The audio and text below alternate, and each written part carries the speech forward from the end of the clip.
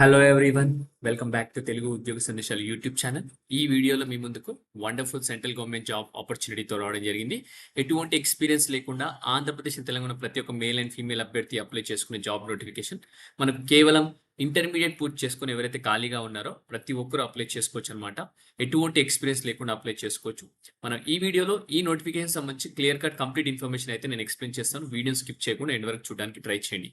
చిన్న request guys, video కనుక నచ్చితే, నేను చెప్పే విధానం కనుక నచ్చితే జెన్యున్గా లైక్ చేసి వీలైనంత వరకు ప్రతి ఒక్క అభ్యర్థికి షేర్ చేయండి. ఒకవేళ కనుక మీరు ఈ వీడియో షేర్ చేసి వాళ్ళకు ఉపయోగపడుతుందని అనుకుంటే కనుక షేర్ చేయండి దయచేసి. అలాగే మన ఛానల్ ఇంకా సబ్స్క్రైబ్ చేసుకునే వాళ్ళు ఉంటే వెంటనే ఛానల్ సబ్స్క్రైబ్ చేసుకుని పక్కనే ఉన్న బెల్ ఐకాన్ ఆల్ అని యాక్టివేట్ చేసుకోండి. So without any delay let us get into the official notification guys. Official notification చూసినట్టయితే మనకు వచ్చేసి ఇండియన్ ఇన్స్టిట్యూట్ ఆఫ్ పెట్రోలియం నుంచి రావడం జరిగింది. వచ్చేసి మనకు ministry of science and technology సంబంధించిన సంస్థ అనమాట.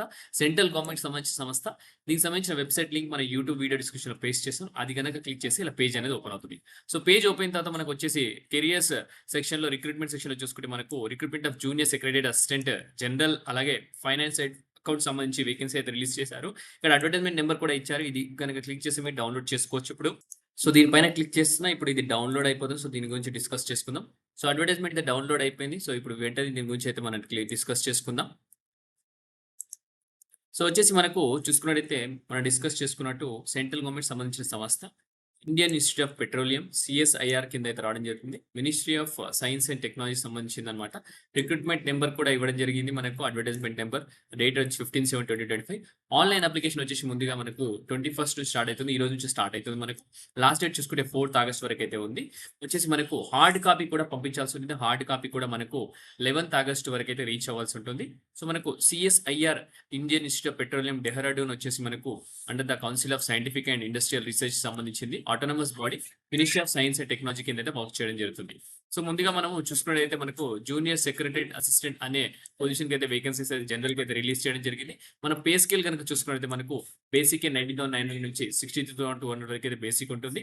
మనకు ఎటువంటి ఎక్స్పీరియన్స్ లేకుండా అప్లై చేసుకోవచ్చు. కేవలం ఇంటర్మీడియట్ పూర్తి చేసుకుని ఖాళీగా ఉన్న ప్రతి ఒక్క అభ్యర్థి, అలాగే మనకు ప్రొఫిషియన్సీ ఇన్ కంప్యూటర్ టైపింగ్ కూడా ఉండాలా. 35 words per minute ఇంగ్లీష్, అలాగే మనకు వచ్చి 30 words per minute అయితే హిందీ అని క్లియర్ గా మెన్షన్ చేశారు. అన్ని కటింగ్స్ పోను మనకు అకౌంట్ లో వచ్చేసి 40,000 దాకా శాలరీ వస్తుంది. సో ఇక్కడ చూసుకోండి. సో మనకు మాక్సిమం ఏజ్ చూసుకుంటే 28 years అనమాట. There is no age limit for departmental candidates provided they passes the prescribed qualification అని క్లియర్ గా మెన్షన్ చేయడం జరిగింది.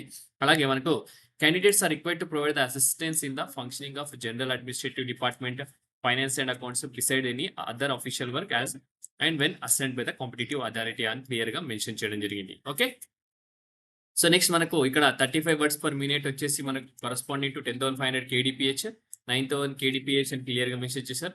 మన average of 5 KDPH per hour అని క్లియర్ గా మెన్షన్ చేయడం జరిగింది.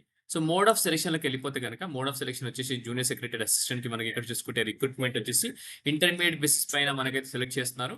మనకు ఎటువంటి ఎక్స్పీరియన్స్ అప్లై చేసుకోవచ్చు. మనకు ఇక్కడ కేవలం ఒకే ఒక రిటర్న్ టెస్ట్ ఉంటుంది. రిటర్న్ టెస్ట్ క్వాలిఫై అయితే కనుక పేపర్ 1 పేపర్ 2 క్వాలిఫై అయితే కనుక మీకైతే టైపింగ్ టెస్ట్ అనేది ఉండడం జరుగుతుంది. టైపింగ్ టెస్ట్ వచ్చేసి మనకు ఇక్కడ క్లియర్ గా మెన్షన్ చేశారు 10 minutes అయితే ఉంటుంది. ఇంగ్లీష్ టైపింగ్ వచ్చి 35 words per minute అయితే టైప్ చేయాల్సి ఉంటుంది. అలాగే హిందీ అయితే 30 words per minute టైప్ చేయాలి. మనకు రిటర్న్ టెస్ట్ లో 2 పేపర్స్ ఉంటాయి. పేపర్ 1 అండ్ పేపర్ 2 ఉండడం జరుగుతుంది. సెకండ్ పేపర్ వచ్చేసి పేపర్ 1 క్వాలిఫై అయితేనే మనకు ఇవాల్యుయేట్ చేయడం జరుగుతుంది. వచ్చేసి మినిమం మార్క్స్ రావాల్సి ఉంటుంది. మోడ్ ఆఫ్ ఎగ్జామినేషన్ వచ్చేసి OMR బేస్డ్ ఉంటుంది. ఆబ్జెక్టివ్ టైప్ క్వశ్చన్స్ అయితే ఉంటాయి. మనకు మీడియం ఆఫ్ క్వశ్చన్స్ వచ్చేసి ఇంగ్లీష్ లో ఉంటుంది, అలాగే హిందీలో ఉండడం జరుగుతుంది అని క్లియర్ గా మెన్షన్ చేశారు. మనకు స్టాండర్డ్ ఆఫ్ ఎగ్జామినేషన్ చూసుకుంటే ఇంటర్మీడియట్ స్టాండర్డ్ ఉంటుంది. అలాగే మనకు total number of questions 200 questions ఉంటాయి. టైం వచ్చేసి 2.5 hours అయితే ఉండడం జరుగుతుంది. మనకు పేపర్ 1 వచ్చేసి చూసుకుంటే మనకు 1.5 hour అయితే టైం ఉంటుంది. మెంటల్ ఎబిలిటీ టెస్ట్ ఉంటుంది. నెంబర్ ఆఫ్ క్వశ్చన్స్ చూసుకుంటే మనకు 100 క్వశ్చన్స్ ఉంటాయి. మాక్సిమం మార్క్స్ వచ్చేసి 200 మార్క్స్ అయితే ఉండడం జరుగుతుంది. ఈచ్ క్వశ్చన్ కి 2 మార్క్స్ అయితే ఉంటుంది అనమాట. అలాగే నెగిటివ్ మార్క్స్ చూసుకుంటే పేపర్ 1 లో ఎటువంటి నెగిటివ్ మార్క్స్ అయితే లేదు. మెంటల్ ఎబిలిటీ టెస్ట్ కి సంబంధించి చూసుకుంటే మనకు అందులో జనరల్ ఇంటెలిజెన్స్ ఉంటుంది, క్వాంటిటేటివ్ ఆప్టిట్యూడ్ ఉంటుంది, రీజనింగ్ ఉంటుంది, ప్రాబ్లమ్ సాల్వింగ్ ఉంటుంది, అలాగే సిచ్యువేషన్ జడ్జ్మెంట్ ఇలాంటికి సంబంధించి దీనికి సంబంధించి క్వశ్చన్స్ అయితే ఉండడం జరుగుతుంది. మనకు పేపర్ 1 క్వాలిఫై అయితే కనుక పేపర్ 2 అనేది ఉంటుంది. పేపర్ 2 వచ్చేసి 1 hour టైం అయితే ఉంటుంది. మనకు సబ్జెక్ట్ జనరల్ అవేర్నెస్ ఉంటుంది, అలాగే ఇంగ్లీష్ లాంగ్వేజ్ ఉంటుంది. జనరల్ అవేర్నెస్ లో 50 క్వశ్చన్స్ ఉంటాయి. ఇంగ్లీష్ లాంగ్వేజ్ 50 క్వశ్చన్స్ జరుగుతుంది. మనకు ఈచ్ క్వశ్చన్ కి 3 మార్క్స్ అయితే అవార్డ్ చేస్తారు. మాక్సిమం మార్క్స్ వచ్చేసి మనకు ఈచ్ సెక్షన్ కి 150 మార్క్స్ అనమాట. టోటల్ 300 మార్క్స్ అయితే మనకు పేపర్ 2 ఉంటుంది. మనకు నెగిటివ్ మార్కింగ్ విధానం కూడా ఉండడం జరుగుతుంది. పేపర్ 2 లో పేపర్ 1 లో నెగిటివ్ మార్కింగ్ ఉండదు. మనకు పేపర్ 2 లో నెగిటివ్ మార్కింగ్ కూడా one negative mark for every wrong answer అనమాట. ఒక రాంగ్ ఆన్సర్ కి ఒక మార్క్ అయితే పోతుంది అనమాట. కానీ ఒక్క రైట్ ఆన్సర్ కి 3 మార్కులు వస్తాయి అనమాట. Okay, so final merit list will be prepared only on the basis of the marks obtained by the candidates in paper 2. So merit list వచ్చేసి కేవలం పేపర్ 2లో మార్క్స్ ఎవరికైతే బాగా వచ్చాయో వాళ్ళని అది బేస్ చేసుకొని అయితే ఫైనల్ మెరిట్ లిస్ట్ అయితే ప్రిపేర్ చేయడం జరుగుతుంది. Selected candidates will be allotted general finance and accounts cadre on the base of their merit in competitive written examination preference given in the application form అనమాట.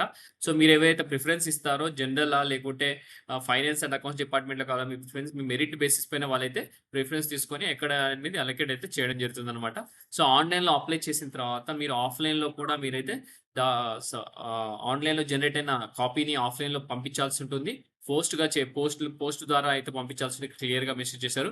The computer generated application form printout duly manually signed by accommodated self attested copies of certificates, mark sheets, testimonials, age support కానీ, education qualification కానీ, experience కానీ, caste certificate కానీ వీటన్నిటికి సంబంధించి అన్ని documents enclose చేసి ఆఫ్లైన్లో ఆ కంప్యూటర్ జనరేటెడ్ ఫామ్ ఏదైతే ఉందో దాంతో ఇవన్నీ డాక్యుమెంట్స్ అఫిక్స్ చేసి ఎన్క్లోజ్ చేసి సంతకాలు చేసి మీరు ఇక్కడ application for the post of అని చెప్పి ఏ పోస్ట్ అనేది ఆ పోస్ట్ కోడ్ రాసి రిజిస్టర్డ్ పోస్ట్ కానీ స్పీడ్ పోస్ట్ కానీ పంపించాల్సి ఉంటుందని క్లియర్గా మెన్షన్ చేయడం జరిగింది.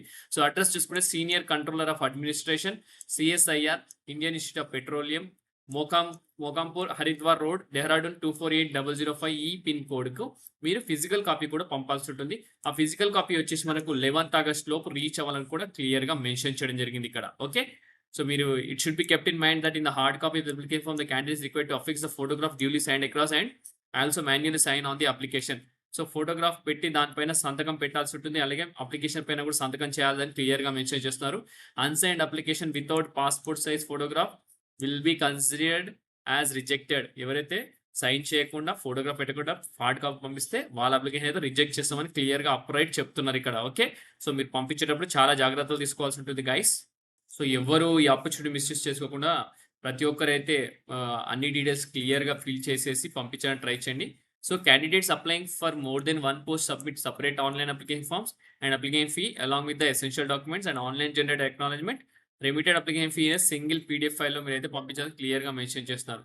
Application once made will not be allowed to withdraw application fees once made will not be refunded అని కూడా ఇక్కడ క్లియర్గా మెన్షన్ చేస్తున్నారు. ఓకే, సో మనకి ఇంకా వేరే డీటెయిల్స్ కూడా ఇవ్వడం జరిగింది. అప్లికేషన్ ఫీస్ సంబంధించి మనకు 500 రూపీస్ అయితే ఉంటుంది ఓబీసీ, ఈడబ్ల్యూఎస్ అలాగే జనరల్ కేటగిరీకి.